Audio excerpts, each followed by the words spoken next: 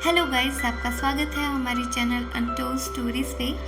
तो आज की कहानी हमें बताएगी कि इंसान आखिर पैसे के पीछे कितना पागल हो सकता है और ये पैसा उससे क्या कुछ नहीं करवा सकता। तो इसी कॉन्सेप्ट पे बेस्ड हमारी आज की मूवी ब्लैकआउट को शुरू करते हैं। ना कहानी शुरू होती है और चारों ओर घनघोर अंधेरा छा गया है। पूरे शहर की लाइट जा चुकी है और हम देख पाते हैं कुछ चोरों चक्कों को जो वहाँ के एक फेमस ज्वेलरी शॉप को लूट लेते हैं। और तभी हम देख पाते हैं लेनी को, जो अपना स्टिंग ऑपरेशन ख़त्म करके अपने घर आया है। उसकी वाइफ ने उसके लिए खाना बनाया है जो उसको खाने के लिए एक्साइटेड हो जाता है, पर नहाते समय उसको आवाज़ आती है कुछ और तभी लाइट भी चली जाती है। तो लेनी ये सब देखने बाहर ही आता है। तब उसकी वाइफ उसको बताती है कि खाना तो जल चुका है, तो तुम्हें खाना लेने के लिए बाहर जाना पड़ेगा। ऑब्वियसली लेनी भी निकल पड़ता है खाना लेने के लिए। तभी वो रास्ते में अपने एक फ्रेंड को देखता है, जिसे देख के वो बहुत ज़्यादा खुश हो जाता है, पर उसे समझ आता है कि उसका फ्रेंड तो लंगड़ा रहा है, तो उसको घर छोड़ के फिर से अपना खाना लेने के लिए निकल पड़ता है ना। जब ये खाना लेने के लिए आगे बढ़ता ही है, तब रास्ते में उसे एक वैन का एक्सीडेंट होता दिखता है।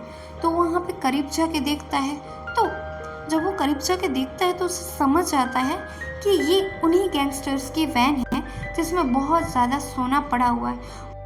नब ये देख के उसके मन में लड्डू फूटने लगते हैं। वो तो बहुत सारे सपने भी देखता है अपनी वाइफ के साथ खुशी खुशी रहने के। वो यहाँ पे डिसाइड करता है कि वो एक बॉक्स उठा लेगा और यहाँ से निकल जाएगा, किसी को क्या ही पता चलेगा। खुशी और खुशी में वो आगे बढ़ने लगता है। तभी उसकी गाड़ी का एक इंसान से एक्सीडेंट हो जाता है ना। कुछ ही देर में वहाँ पे लोगों की भीड़ जमा होने लगती है। चेक करने पे पता लगता है कि शायद वो इंसान मर चुका है, पर यहाँ से निकलने के लिए लेनी बहाना बनाता है कि वो तो इसको हॉस्पिटल लेके जा रहा है इलाज के लिए ना। इनमें से एक बेवड़े को इस पर ट्रस्ट नहीं होता और इसकी गाड़ी में ये ज़बरदस्ती चढ़ जाता है ना। यहाँ पे लेनी उसके साथ डील कर लेता है कि वो उसको कुछ पैसे देगा और उसे शराब पसंद है तो शराब भी देगा, तो वो उसको साथ दे। तो ये लोग यहाँ से निकल पड़ते हैं उस लाश को दफनाने के लिए ना। रास्ते में जब ये आगे जाते हैं तो एक पुलिस वाला इनको पकड़ लेता है ना। आज जो ऑपरेशन स्टिंग ऑपरेशन करके लेने आया है वो इसी इंस्पेक्टर का है, पर अभी तक वो फुटेज लीक नहीं हुई, जिसके लिए अभी ये दोनों काफ़ी चिल है और यहाँ से वो आराम से निकल पाते हैं। तभी हम दो इंस्टाग्राम इन्फ्लुएंसर को भी देख पाते हैं जिनका मेन काम तो चोरी था, पर इंस्टाग्राम आने के बाद वो यहाँ पे काफ़ी ज़्यादा धूम मचा रहे हैं। तो हमें पता चलता है कि ये लोग जब लेनी वो स्टिंग ऑपरेशन कर रहा था तब चुपके से ये लोग लेनी का कैमरा चुरा लेते हैं ना। यहाँ पे जब वो लाश को दफना ही रहे होते हैं तो ये लोग वहाँ पे आ जाते हैं, जिस वजह से इनको ज़बरदस्ती इनको पार्टनर इन क्राइम बना के थोड़ा सा लालच देके ये लोग अपने काम में जुट जाते हैं। अब जब ये लाश दफन करने वाले होते हैं तभी उसमें अचानक से जान आ जाती है, तो ये लोग वहाँ से भाग निकलते हैं। हम देख पाते हैं कि एक आदमी इनकी ये सभी हरकतों को नोटिस कर रहा है। अभी लेने बताता है कि जो काम करना था वो तो हुआ नहीं, तो सभी कलट पलट हो जाओ, पर कोई हल टस से मस्त होने के लिए तैयार नहीं था। तभी लेनी के बॉस का उसको कॉल आता है कि एक्स मिनिस्टर बहुत ज़्यादा दंगा कर रही है हॉस्पिटल में, तो जाओ जाके वहाँ पे अपना काम करो। अभी ये चारों मिलके उधर जाते हैं जहाँ पे ये बेवड़ा उससे वियर्ड से सवाल पूछ के उसकी अटेंशन ग्रैब कर लेता है, जिसको वो काफ़ी ज़्यादा एंजॉय करता है और ये लोग यहाँ से भी निकल जाते हैं। लेनी काफ़ी ज़्यादा स्ट्रेस्ड आउट है। तभी उसे पता चलता है कि उसका कैमरा चोरी हो चुका है, पर ठीक ठाक उसे बता देते हैं कि उन्होंने ही उसका कैमरा चोरी किया है और उसके रिवॉर्ड देने की लालच में वो उसको बता भी देते कि इन्होंने कैमरा किसको बेचा है। तो कैमरा बड़ी मुश्किल से लेनी वापस ले भी लेता है, पर उसमें मेमोरी कार्ड नहीं था, जिससे वो बहुत ज़्यादा अपसेट हो जाता है। तो यहाँ से ये निकलने ही वाले होते हैं, तभी आ जाती है श्रुति। अभी श्रुति ऐसा कहती है कि मेरी गाड़ी ख़राब हो चुकी है, तो आप लोग प्लीज़ मेरी हेल्प करो। तो ऑब्वियसली ये भी इनके साथ छूट जाती है ना। आगे जाके ये लोग एक दारू के ठेके पर रुकते हैं और ये लोग अभी जैसे ही थोड़ा सा चिल्ड होते हैं तभी ठीक ठाक वहाँ पे चोरी करना शुरू कर देते हैं और दुकान में ताला खुलने की वजह से वहाँ पे पुलिस आने लगती है। तो ये लोग यहाँ से भागना शुरू ही करते हैं। तो हम देख पाते हैं कि पुलिस वाले इनकी गाड़ी पर गोलियां बरसा रहे हैं। नाउ उसी के जवाब में हम देख पाते हैं कि इनमें से एक बंदा पुलिस वालों पर गोली चला रहा है और ये और कोई नहीं, वही बेवड़ा है।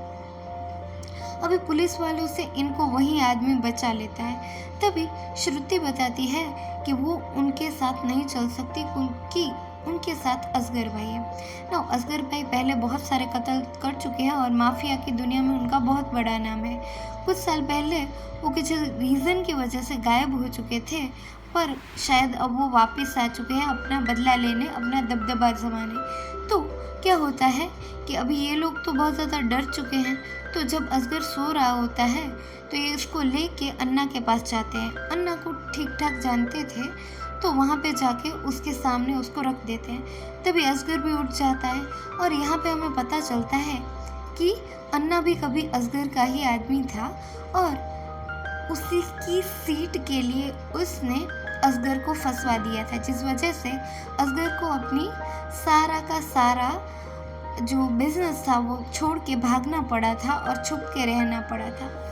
और यहाँ पे इन दोनों में फाइटिंग शुरू हो जाती है। तो असगर बोलता है कि तुम सब यहाँ से निकल लो, पर लैनी तो अपना सामान छोड़ के जा नहीं सकता।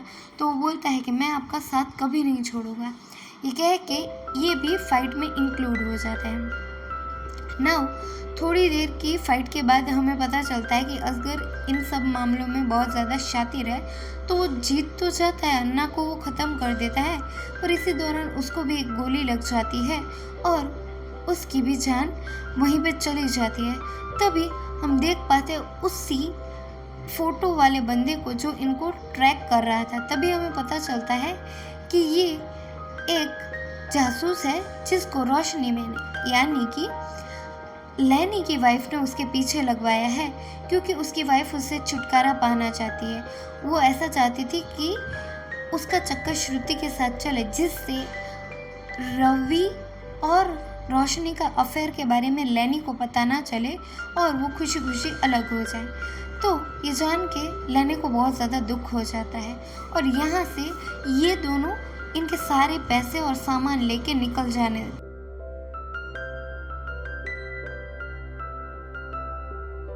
का फैसला कर लेते हैं ना।